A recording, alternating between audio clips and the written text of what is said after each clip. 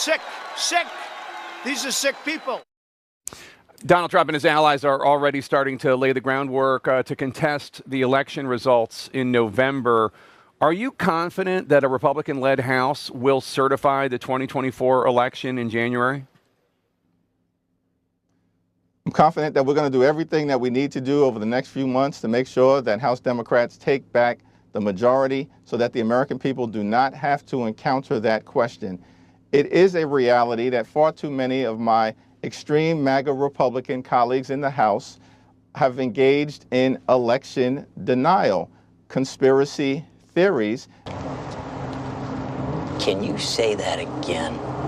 Just the way you said it. Just the same way. It is a reality that far too many of my extreme MAGA Republican colleagues in the House have engaged in election denial, conspiracy theories. The nerve. All right, listen. The absolute nerve. All right, forget it.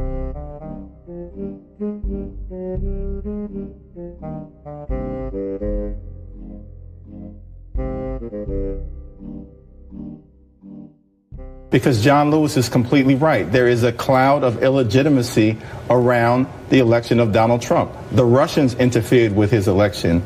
Election denial, conspiracy theories.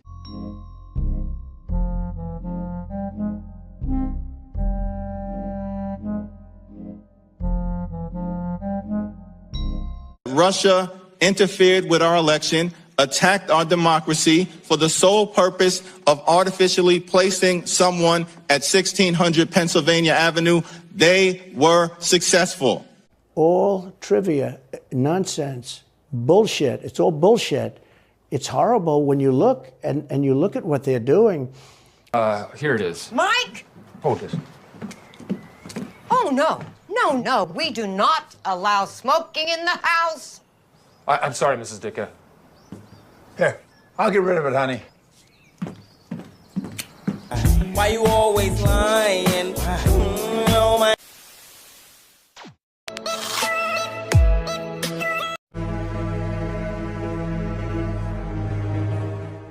What are we doing? This is the United States of America, damn it. What are we doing?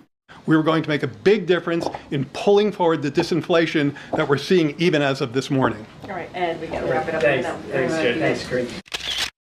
Jared Bernstein, Economic Policy Advisor for Kamala and Biden.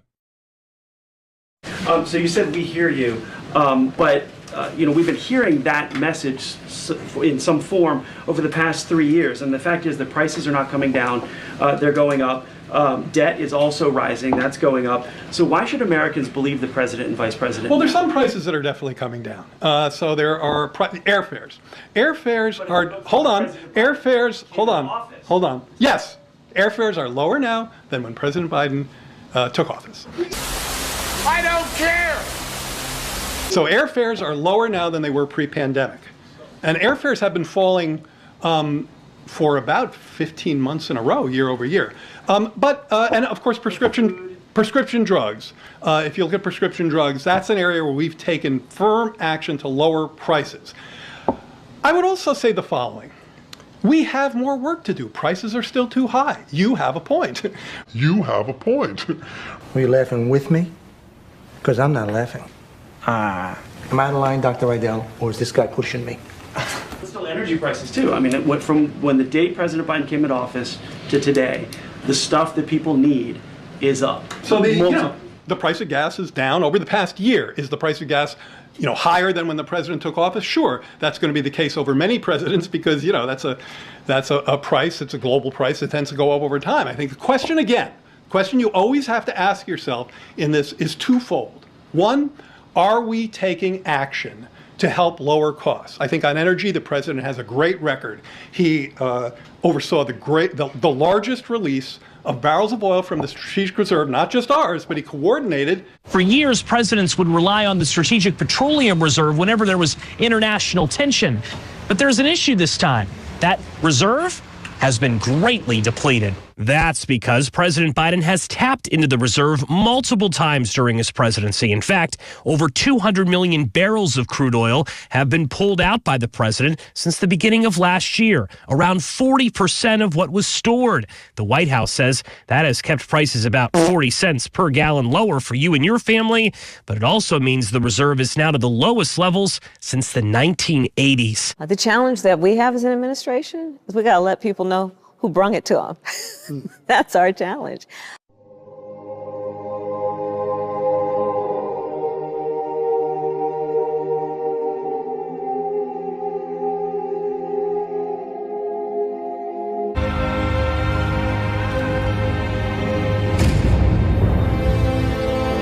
Airfares are lower now than when President Biden took office. We are led by very, very stupid people.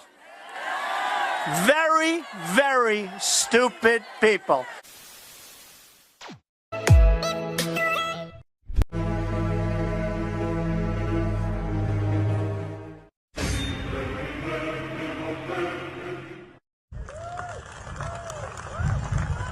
Hi, Senator.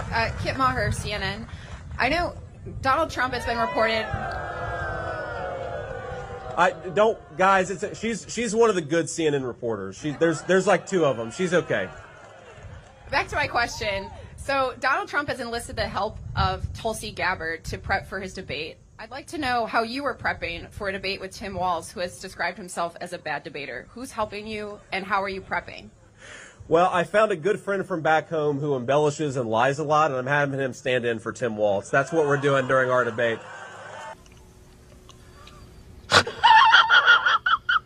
2 hours later.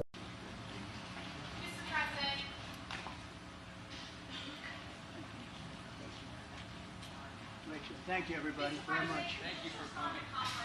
Campaign attacking you for being in his town because they say there are white supremacists here among you. They're Democrats. Who was here in 2021? Thank you. Thank you, everybody.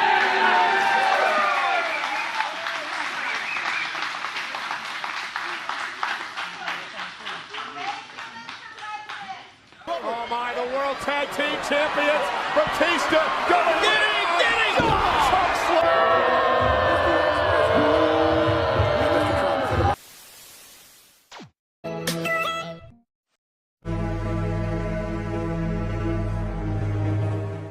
But look at what I've inherited and what I've done.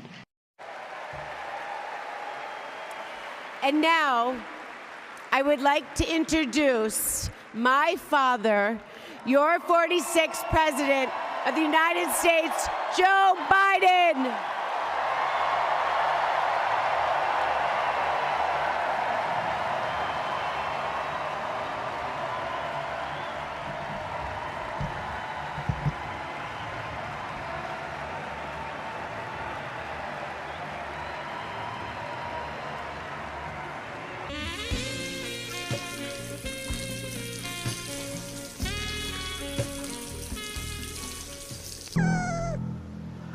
Who are these sick people?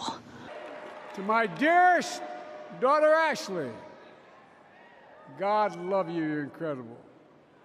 Thank you for the introduction and for being my courageous heart, along with Hunter and our entire family, and especially our rock, Jill.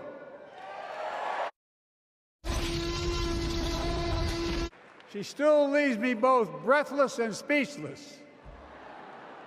Everybody knows her. I love her more than she loves me.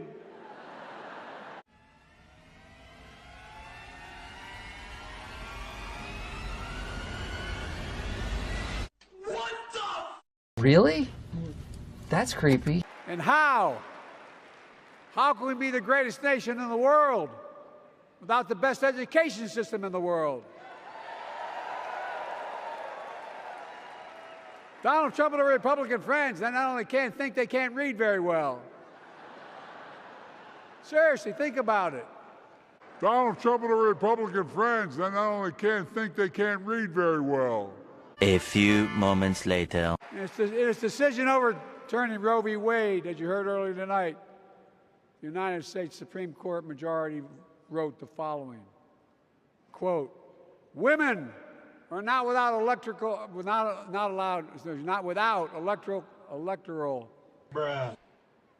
or political power. No kidding. Donald Trump and the Republican friends, they not only can't think, they can't read very well. Women are not without electoral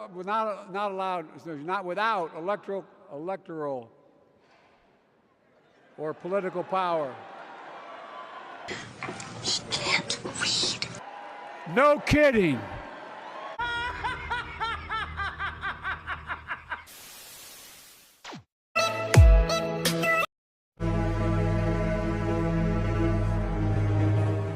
Fake, disgusting news.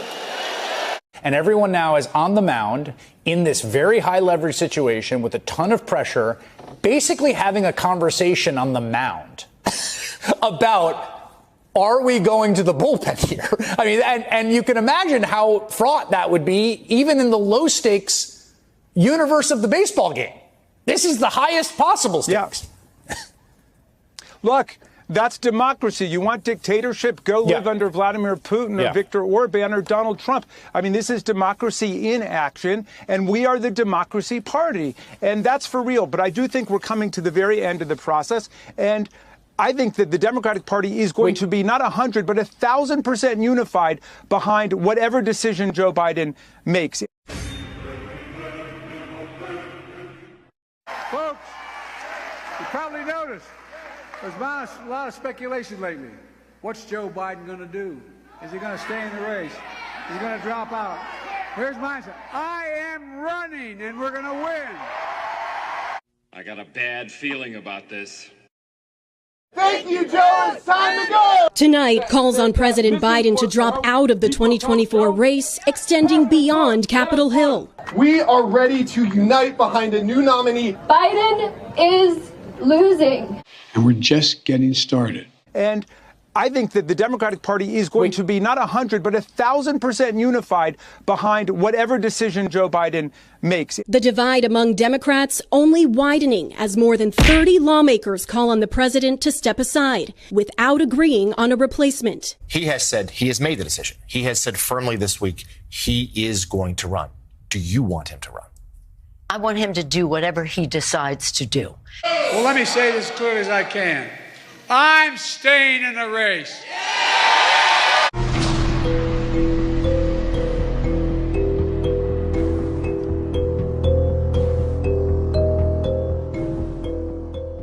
Did you see Nancy Pelosi is selling out Biden now? Did you see? She turned on him like a dog. Well, I don't know if he should continue. All of a sudden, where did that come from? She was 100%. All of a sudden, she's not sure. Not sure means he's gone. But no, she's crazy as a bedbug. She's a crazy person. I mean, this is democracy in action, and we are the Democracy Party. No, not really. The bottom line here is that we're not going anywhere. I am not going anywhere. I wouldn't be running if I didn't absolutely believe that I am the best candidate to beat Donald Trump in 2024. There is no shame for Joe Biden. If you're listening, Mr. President, there's no shame in stepping away because you acknowledge you just don't have it anymore. Well, guess what? What? It's not going to happen. Bullshit.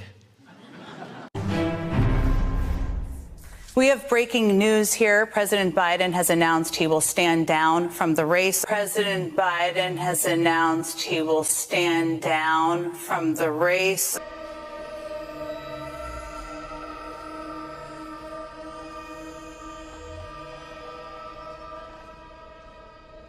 See, that wasn't so hard.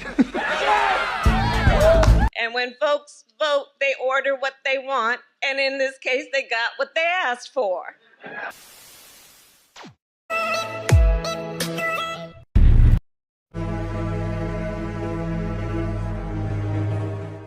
These people are crazy.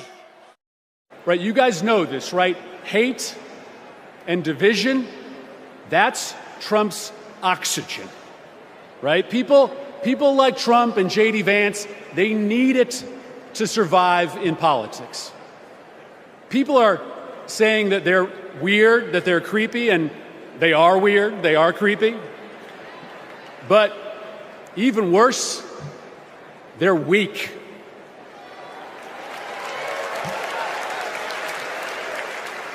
Kamala Harris is not weak. For 20 years, Kamala Harris has been tough as nails when it comes to securing our border.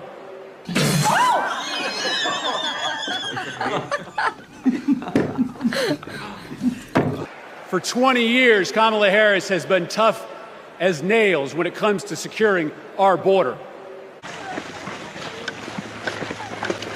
We wondered how all of these migrants knew about this particular entryway into California. The answer was in their hands. How do you know about that? Oh, Douyin? Okay, TikTok. Oh, you learned on TikTok. Yeah. The border crisis. The Department of Homeland Security now says December's influx of migrant crossings shattered all previous records. Kamala Harris has been tough as nails when it comes to securing our border. As far as what's driving it, essentially officials say there's been a huge surge specifically in migrants coming in from Venezuela. December's total actually doubled that from the month prior. Overall, that record-setting total that you talked about making huge headlines, more than 300,000 migrants crossing into the U.S. last month, I should say, in December alone. Again, that is an all-time high. They're sending us their criminals from Caracas in Venezuela. Caracas, Venezuela. Next year we'll meet in Venezuela because it will be safe. Their crime has gone down 72% because they've sent all of their drug dealers, their criminals, and most of their prisoners into our country. And we're just getting started.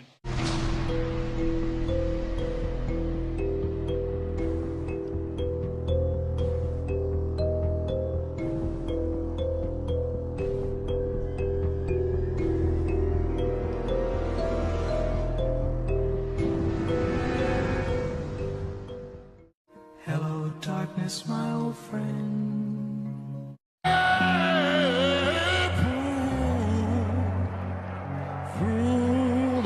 And then Trump also said Harris has allowed 20 million people to stampede in. Aside from the question of her own responsibility, that number is way too high. There have been about 10 million so-called border encounters at the southern border under Biden. What? There have been about 10 million so-called border encounters at the southern border under Biden. Oh, I'm terribly sorry for keeping you standing outside shivering on the porch. Please come in. Please come in. Watch your step. Come on now. Don't be shy. Please come. Come. Come right on in. Make yourself at home. We have a great country that's going to hell, and it's going to hell very fast.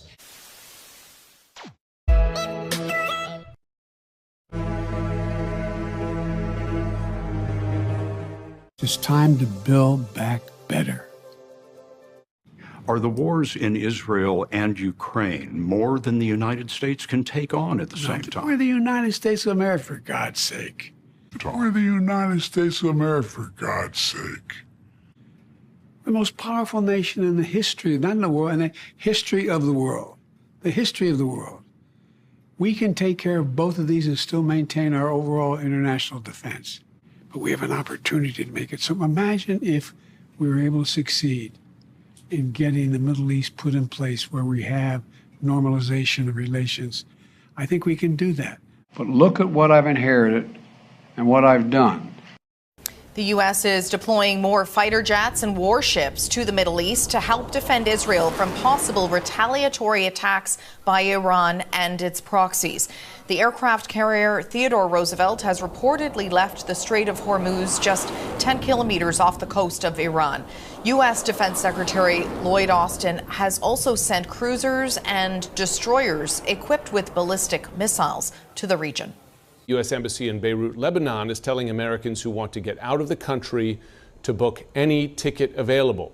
It's also warning those who do not leave that they, quote, should not rely on the U.S. government for assisted departure or evacuation in a crisis. Why does that sound so familiar?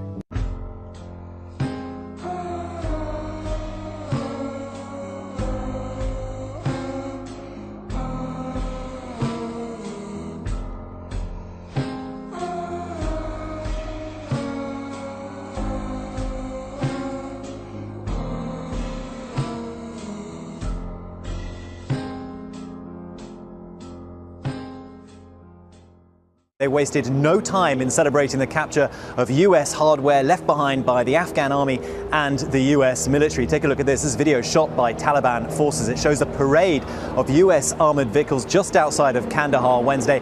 And right on top of there, that is the black and white flag of the Taliban. And take a look at this.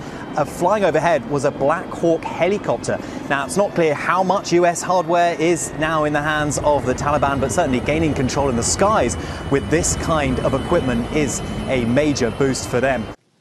Think about that.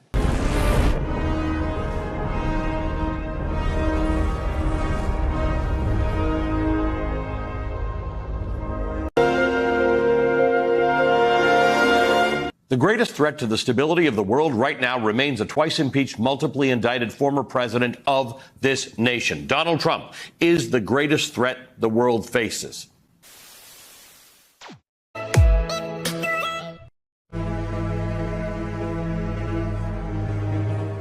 I'll tell you what, CNN should be ashamed of itself.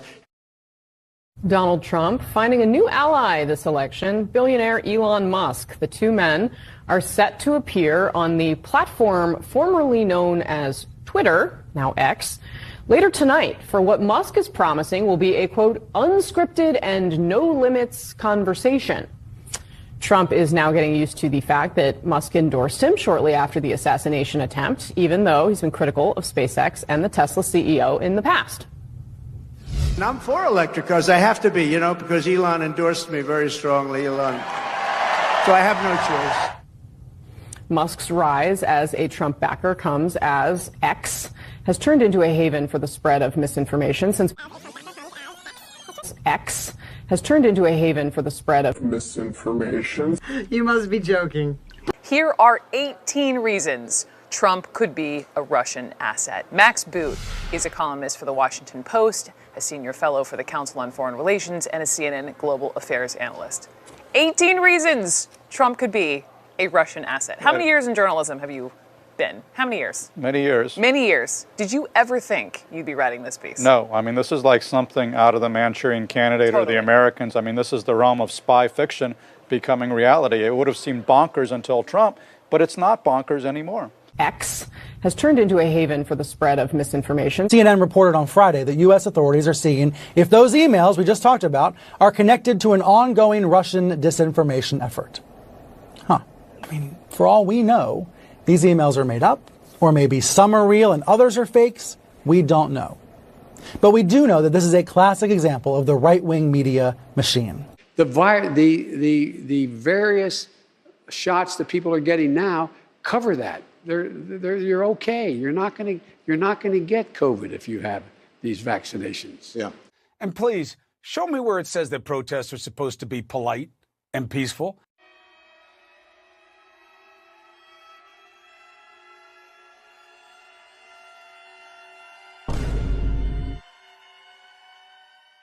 X has turned into a haven for the spread of misinformation. Here we go!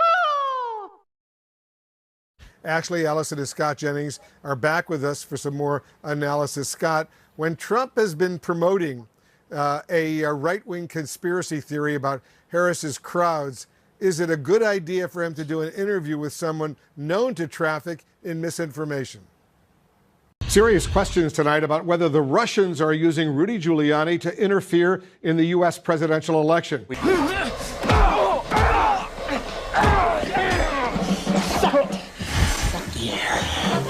You know, from this angle, you look just like Dizzy Gillespie.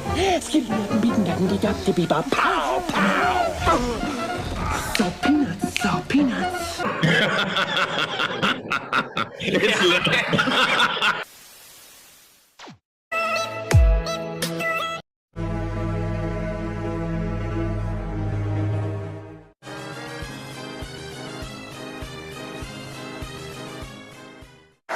You see, my mom, in her steady, quiet way, lived out that striving sense of hope every single day of her life.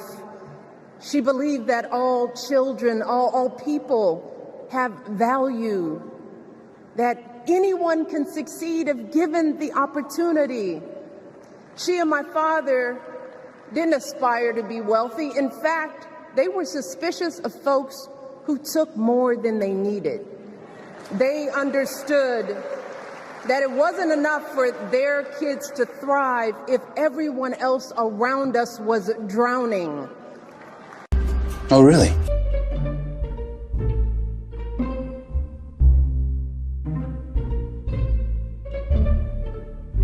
They were suspicious of folks who took more than they needed. Barack Obama seems to be enjoying the good life since ending his run as U.S. president. Here he is on a yacht in French Polynesia, snapping a solo shot of his wife, Michelle. They understood that it wasn't enough for their kids to thrive if everyone else around us was drowning. Now, the Obamas will be calling Massachusetts home for at least part of the year. TMZ reporting they've purchased the Martha's Vineyard estate of Celtics owner Wyc Grousbeck. Former First Family paying a little less than $12 million for this waterfront mansion in Edgartown. It sits on about 30 acres of land. Real estate listing says the nearly 7,000 square foot home has 7 bedrooms, 8.5 bathrooms. Obamas have, of course, been frequent visitors to the island, vacationing there nearly every summer during their 8 years in the White House. In fact, they were suspicious of folks who took more than they needed.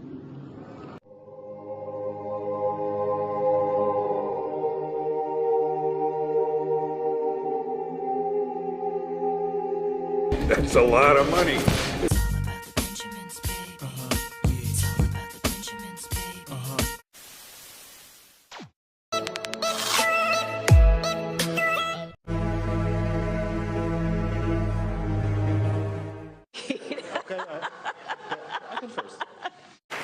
A few days ago, during this incredible time we're going through, there was a brief window when Kamala was back at home.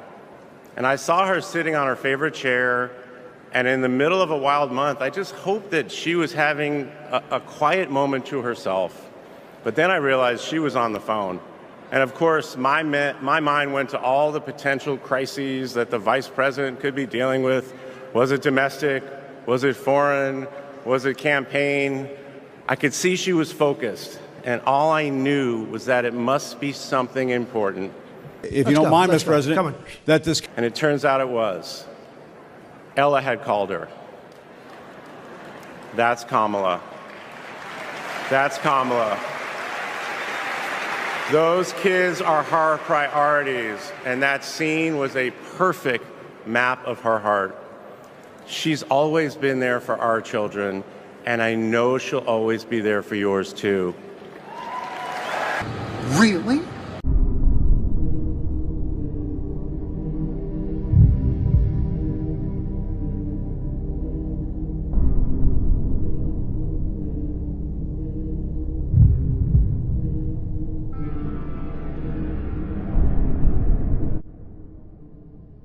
Think about that. She's always been there for our children, and I know she'll always be there for yours too.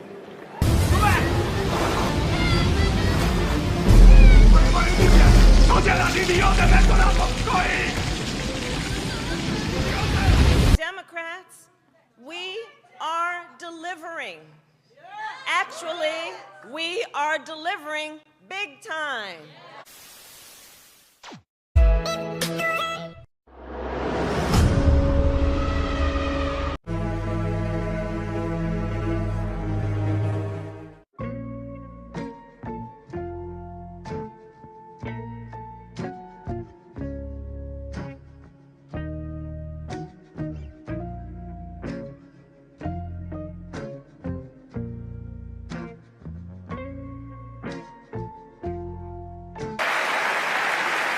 Take it